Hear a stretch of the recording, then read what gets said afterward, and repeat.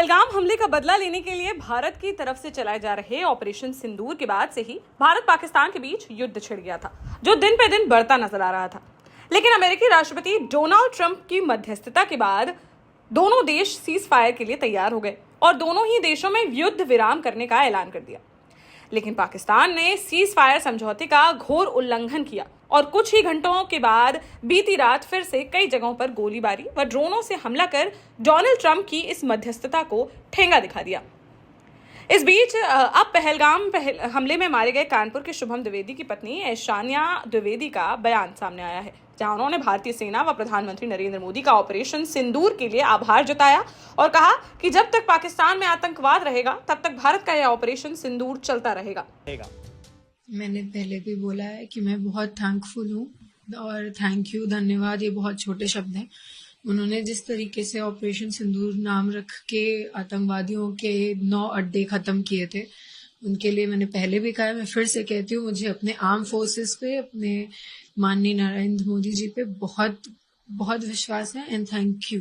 आपने हमारे लिए ये बदला लिया। भारत सरकार ने कार्रवाई की है, आपको लगता है ये सिंदूर पाकिस्तान नहीं भूलेगा कभी?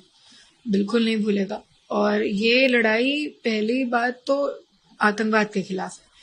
वो बात अलग है कि पाकिस्तान आतंकवाद को पनाह देती है, तो पहली लड़ाई तो हिंदुस्तान ने आतंकवाद के खिलाफ की है। आतंकवाद के खिलाफ ही उन्होंने जंग छेड़ी थी और उसी वजह से आतंकवाद को खत्म करने के लिए इस ऑपरेशन का नाम सिंदूर रखा गया था। कहीं ना कहीं सिंदूर का बदला पूरा हुआ, आपको लगता है? बिल्कुल। और मैं फिर भी बोल रही हूँ कि जब तक आतंकवाद है तब तक ऑपरेशन सिंदूर चलेगा। जब आपको बता दें कि कानपुर के शुभम द्विवेदी की 13वीं का कार्यक्रम खत्म होने के बाद ही 6 मई की देर रात भारत ने पाकिस्तान में पल रहे आतंकियों के अड्डे पर निशाना साधा और ऑपरेशन सिंदूर के तहत 9 आतंकी ठिकानों को पूरी तरह से तबाह कर दिया था। तभी से ही भारत व पाकिस्तान के बीच बॉर्डर पर फायरिंग चल रही थी, लेकिन अब यह लड़ाई सीज फायर के ऐलान के बाद खत्म होती नजर आ रही है। वहीं युद्ध विराम को लेकर शुभम द्विवेदी के पिता ने कहा कि उन्हें प्रधानमंत्री नरेंद्र मोदी पर पूरा भरोसा है, वह जो भी उचित समझेंगे उस तरह का वह निर्णय लेंगे। फायर पर सहमति को लेकर शुभम द्विवेदी के पिता ये कहते नजर आए। मुझे ऐसा लगता है कि भारत सरकार ने पहले दिन कार्रवाई करके आतंकियों के 9 अड्डे ध्वस्त किए थे। उसके बाद पाकिस्तान ने कुछ हमला करने की कोशिश की, ड्रोन अटैक से वो भारतीय सेना ने विफल कर दिए।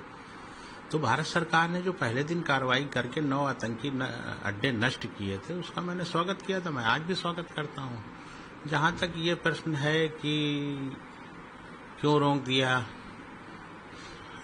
सबसे बड़ी बात यह है, हमें हमारे देश के प्रधानमंत्री पर पूरा भरोसा है।